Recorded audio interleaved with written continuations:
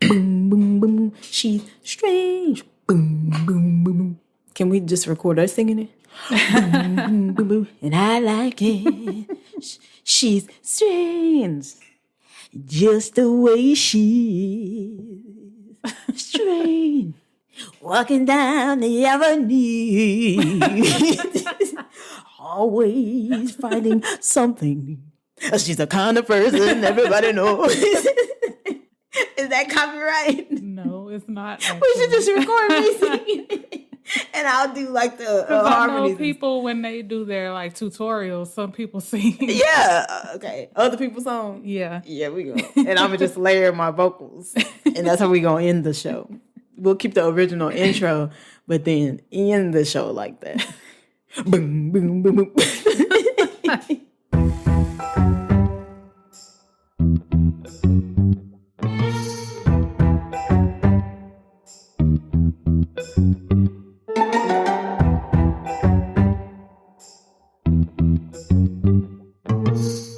Oh, it started, and I didn't even know. It took it away. It was sick of us. Please, just start. How long have we been trying to do this? This is why it takes you hours. Let's be serious. Okay. Ready, Freddy.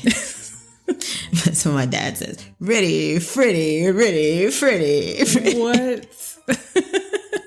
It's what he says at the barbecues when he's just drunk. Don't do Kevin like that. You the one said his name. Oh, don't do him like, cut that out. Don't do him like that. Sorry, I'm trying to switch it up a bit. Howdy. Howdy. You had to lick your lips before you said it. Because my mouth was dry. We have to prep yourself for the how sound for the howdy. Hey guys, this is Britt. And I'm Dee. And welcome to another episode of It's a Strange World After All. Extra. Because I'm feeling good. I feel good. I feel like it's been a while. It feels like it's been a while. It's been a week. I mean, it feels like it's been a while. What can I say? Okay. The magic of podcasting. The podcast where we discuss true crime cases, the supernatural, urban legends, conspiracy theories, and all of the things that keep the world strange. You are so extra. You have to jazz it up. You have to switch it up and jazz it up so people are like, oh, I see what. That's hard for me because I'm just one note. But some people, well, not some people, people like one note people. Think That's of all true. the mediocre one note. Are you calling me mediocre? No, I am done. I'm saying I'm done think with of done with this those podcast. Like, what's his name? The Carmichael dude. Oh, I don't know his name. Oh, he's but pretty yeah. one note. Like, he's funny though. He has really dry humor. You just have dry humor. B. Arthur. Maud. And then there's Maud. Okay, I don't. We're not gonna get back into singing. Oh. Oh yeah, because I sung so much last episode. Yes. Okay, I will spare you guys my singing this episode. But let me know, DM, if you need more of the vocals. I mean, you don't sound bad. It's just I live with this every day. So.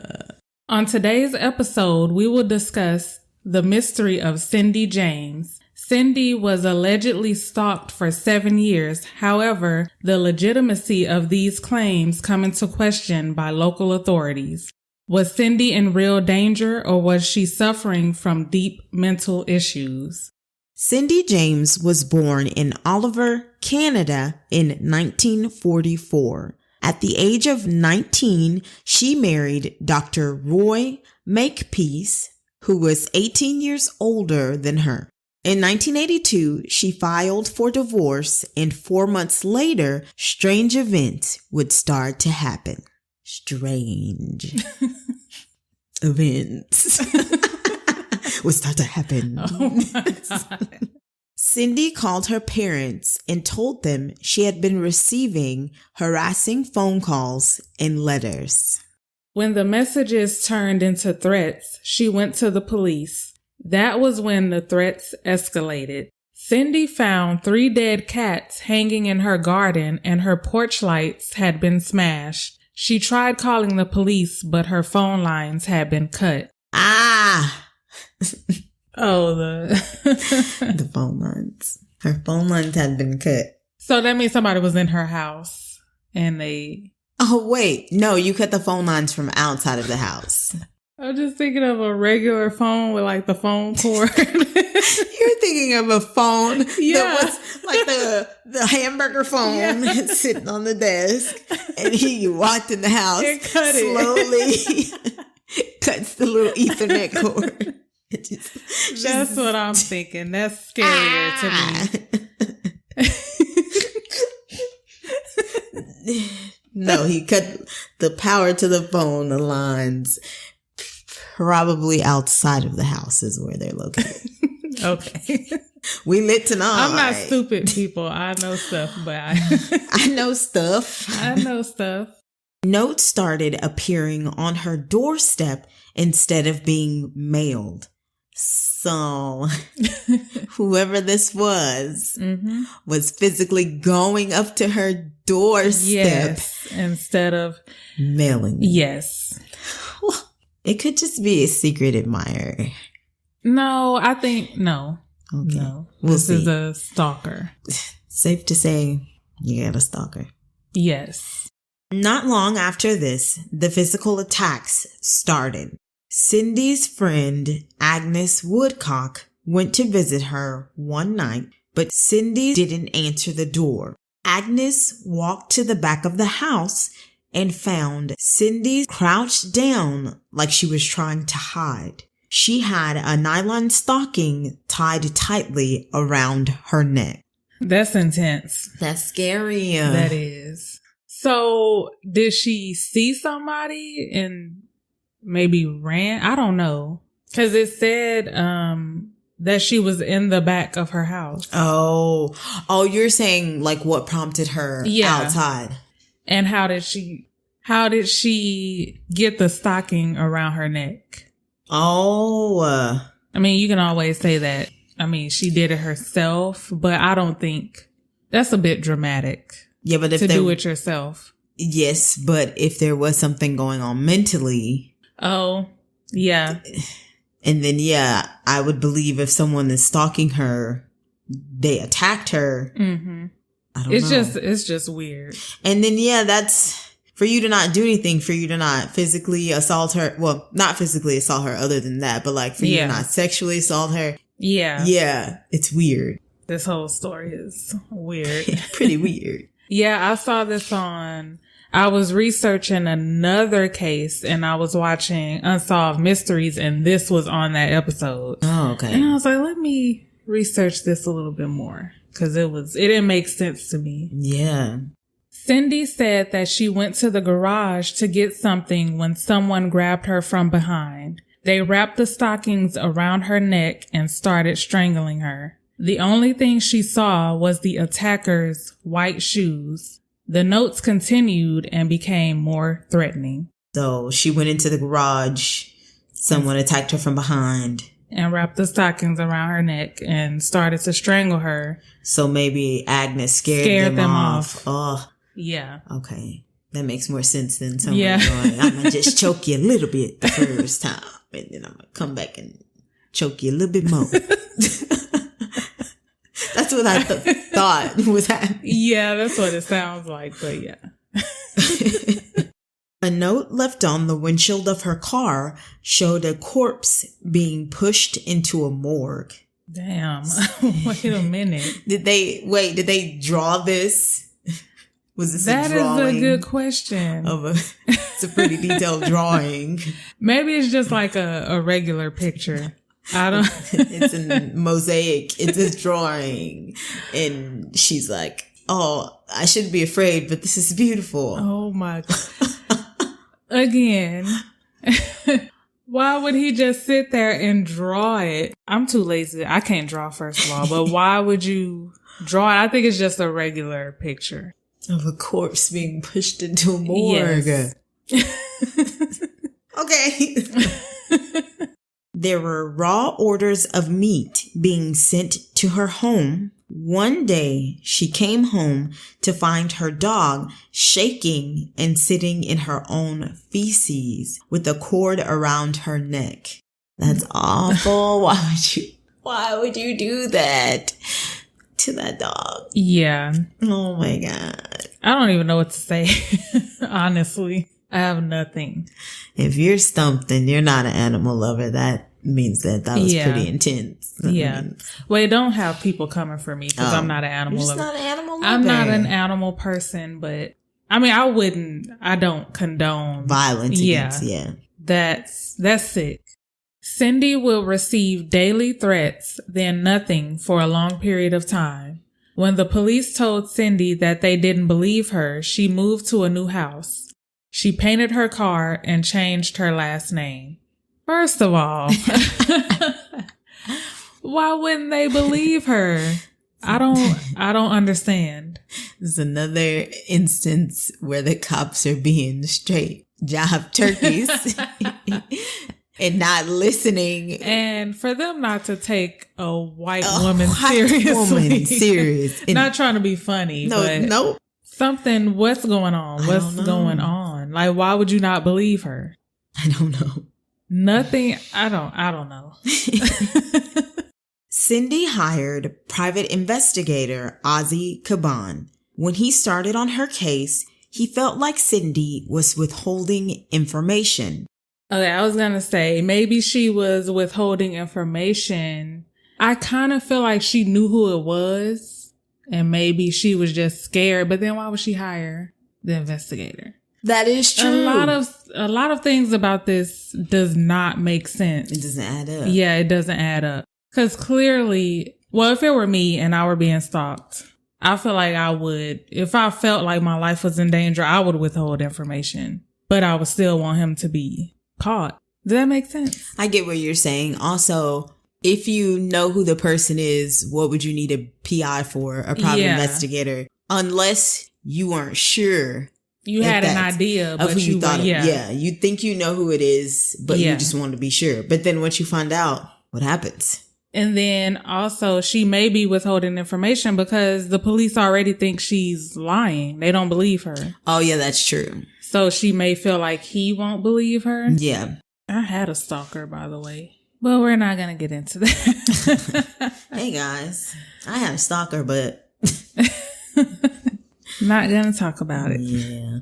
Have you ever been stalked? That's not funny. I don't know. If I did, I wouldn't know. I've probably done the stalking.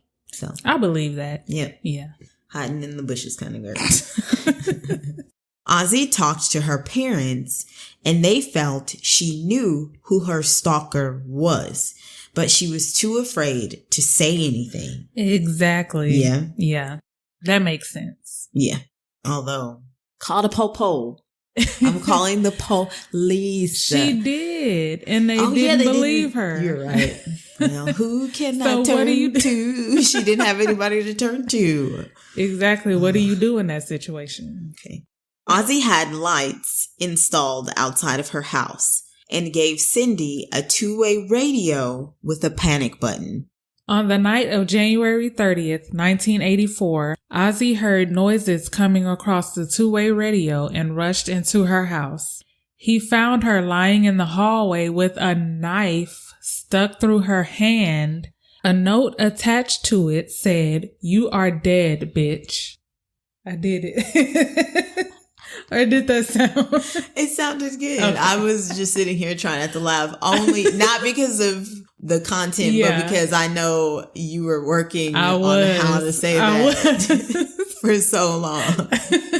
Sounds like, oh, she did it. I did it.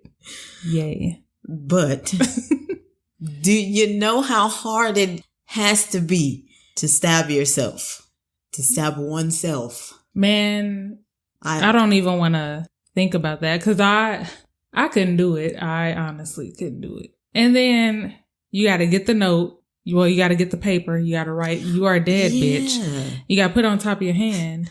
And you got to stab yourself in the hand. You said, you got to write, "You are dead, bitch." Because, yes, it's difficult to write, "You are dead, bitch," on a piece of paper. I meant you write it on there before. I don't want to write this about myself, but the difficulty, the complexness of... No, I'm sorry. I got you. Yeah. It seems like a lot. It is a lot. This far, I'm not convinced that she's doing it to herself. Yeah. Because that's like some thin line between love and hate stuff. And I don't get that just yet. I don't either. Yeah. Cindy was taken to the hospital. After regaining consciousness, she told investigators that she felt someone stick a needle in her arm, but she had no recollection of the stabbing. The police felt Sydney staged the attack. They didn't even take fingerprints from her home, the knife, or the note. I don't understand why they wouldn't, because, I mean, that's y'all's job. Right. And she was stabbed. Why would you think that she would do that to herself? Yeah, exactly. That's what I said. I was like, why would I do this to myself? What am I trying to prove? Like, yeah. Am I trying to frame someone else? Or am I crazy? I wouldn't say crazy. I don't know why somebody would go through all that trouble. Well, after doing this show, people go through a lot of trouble. I don't know. I don't think she made it up. My personal feelings. I just don't understand why the police... I feel like from the beginning, they didn't even try. So it didn't feel like it. Cindy really wanted to remember what happened, so she agreed to undergo hypnosis and take a polygraph test. It was determined that Cindy was too traumatized to give useful information. Sounds like Fred Nicholas Barclay from the... Oh, but that was... trauma. So she could be a faker. He was on that BS, so I don't know. I don't know about that one, but why? I just don't understand. Your job is to investigate what's going on. If I call the police and I'm like, hey, somebody is stalking me, take it seriously. Yeah.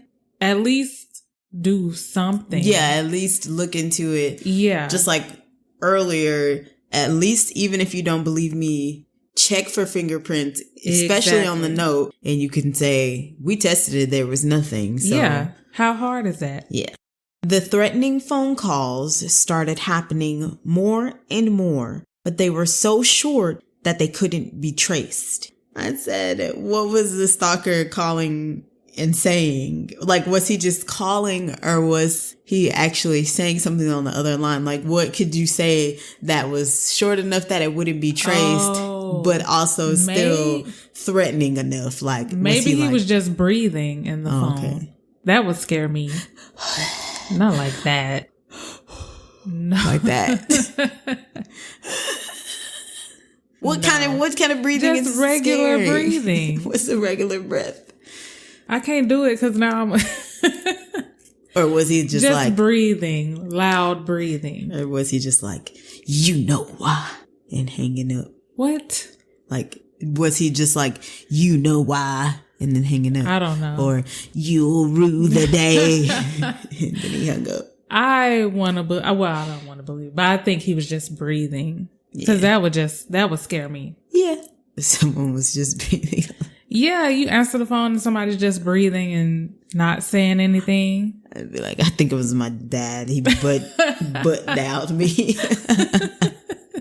Every time police would set up 24-hour surveillance, no calls would come in and no notes would be left at her home. The police used this as proof that Cindy was faking everything. That's not enough proof for me. this could have also been proof that someone was watching her. Yeah, I didn't even think about that. But watching her every move. Exactly. So they knew that when they were there doing, I don't want to say that word again, when they was checking up on them, because I hate that word. That surveillance. That they knew that he or she who was stalking her knew, oh, let me get out of here. Yes. This is all a ruse. I'm trying to make them think that I don't exist. Exactly. That's what any good stalker would do. Any good stalker. I mean, if there are any good stalkers listening to this, let us know if we're right. If that's something you do. Her home was never tested for any listening devices, and police never investigated the police officer that Cindy was dating. She was dating a whole police officer. She was about to say officer. I don't know why I just want to say Ossifer all the time. This is a struggle for me. Okay. Yeah, she was dating a cop. That's a red flag. Wait, but that's enough, right? J-Lo's character was dating, but he wasn't he a cop? Yes. Love that movie. Weren't you just talking? Yeah, I was, because I don't really like her. I am not really that big of a fan, but I like some of her movies. She has some of my favorite movies, Enough and Selena. Those are like two of my favorite movies. So, don't you like Made in Manhattan? Yes, I do. I'd agree with that statement. Yes. But yeah, this is pretty much the plot, almost, for Enough. On December 11th, 1985, Cindy was found dazed and semi-conscious, lying in a ditch 6 miles from her house. She was wearing a men's work boot and glove and suffering from hypothermia. She had cuts and bruises all over her body, and black nylon stockings had been tied around her neck. Cindy had no memory of what happened. Okay. Maybe she has DID. What is it? Dissociative identity disorder. Yes. Or multiple personality disorders. Yeah. So she could easily be, what do you call them? Because you have the host and then you have like the alters. Yes. So she could easily be turning into one of them. They go do something. And she doesn't remember anything. Yeah. That makes sense to me. What are they doing? And then, because then too, they're typically there to protect the host. So like think Split. She got this monster inside of her. Or it's getting her into trouble. Identity. Oh yeah. Great movie. I said I wanted to watch it the other day, but I didn't get a chance. So now I might watch it. Yes, do that. But also amnesia is sometimes a symptom of DID. Yes. Yeah. Or they can have it with amnesia and not remember. Yeah, I can see that. Oh, quick plug. One of the greatest shows, United States of Terror. I have never. So good. It may still be on Netflix. Toni Collette. Love her. Yeah. I thought it was really good. I don't know. I never got around to watching that. It was so good. Her alternates were great. She had one who was a man. His name was Buck, and he was straight. What? And everyone else was right-handed, and she was left-handed, and he wore glasses, but she did not. So, cool stuff. What was the... Three Faces of Eve. Yes. I was just about to say, what was the black and white movie? Classic. That was a good movie. It was a good classic. If you're into like Turner Classic Movies, classic. The Three Faces of Eve is a 1957 mystery drama film about a woman who is suffering from multiple personality disorder. The main character, Eve, suffers from headaches and unexplained blackouts. So she goes to see a psychiatrist who experiences her transformation into different personalities. The movie was directed by Nunnally Johnson and is based on a book about the life of Chris Costner Sizemore, who was being treated for multiple personality disorder in the 1950s. Watch it. Three Faces of Eve. After this attack, Cindy's friend, Agnes, and her husband, Tom, stayed with her. One night, they heard noises and awoke to flames in the basement, and the phone was dead. When Tom went to alert the neighbors, he saw a man standing on the curb. He asked him to call the fire department, but the man just ran off. That's not suspicious at all. It's very suspicious. Because, well, first of all, what are you doing out there? Because it's nighttime, right? Exactly. Like, shoot. Because it's nighttime, right? Yes. Like the middle of the night. Yes.